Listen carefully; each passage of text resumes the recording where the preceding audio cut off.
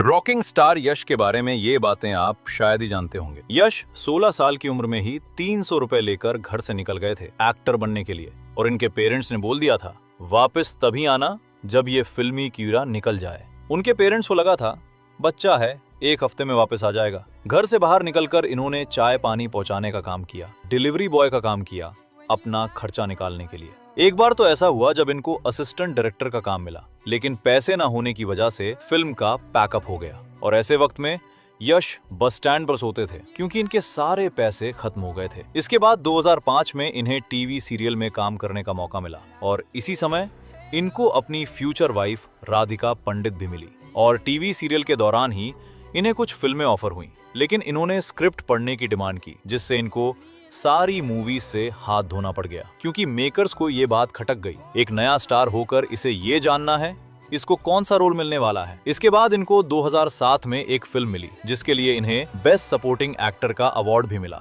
इसके बाद इन्हें एक मूवी मिलती है रॉकी, जो बॉक्स ऑफिस पर तो कुछ खास कमाल नहीं दिखा पाती, लेकिन इसी मूवी से इनको एक नया नाम मिलता है, रॉकिंग स्टार यश। इसके बाद 2016 तक इन्होंने 16 मूवीज की, जिनमें 6 मूवीज ब्लॉकबस्टर निकली, और अब तक यश एक सुपरस्टार बन चुके थे। और सभी हैरान थे, एक आउटसाइडर लड़का इतनी तेजी से आगे कैसे बढ़ रहा है। और इस समय तक भी इनके पापा बस चलाने का काम कर रहे थे, और यश ने खुद कहा है आज जो उनके अंदर काम के लिए इतना डिसिप्लिन है वो उनके पापा की वजह से ही है। 2013 में आई गुगली के लिए इन्हें बेस्ट कनाडा एक्टर का अवार्ड मिलता है, और इसी मूवी को देखकर प्रशांत नील ने सोच लिया था कि KGF मूवी में इस एक्टर से अच्छी चॉइस नहीं हो सकती। और यश ने भी बैक टू बैक मूवीज देने की बजाय इस मूवी को अपने 3 साल दिए वेट गेन किया, बियर्ड ग्रो की। एक बार जब प्रशांत नील यश से मिलने उनके घर गए थे, तो उन्होंने यश के बॉडीगार्ड राम को देखा, और प्रशांत नील ने सोचा क्यों ना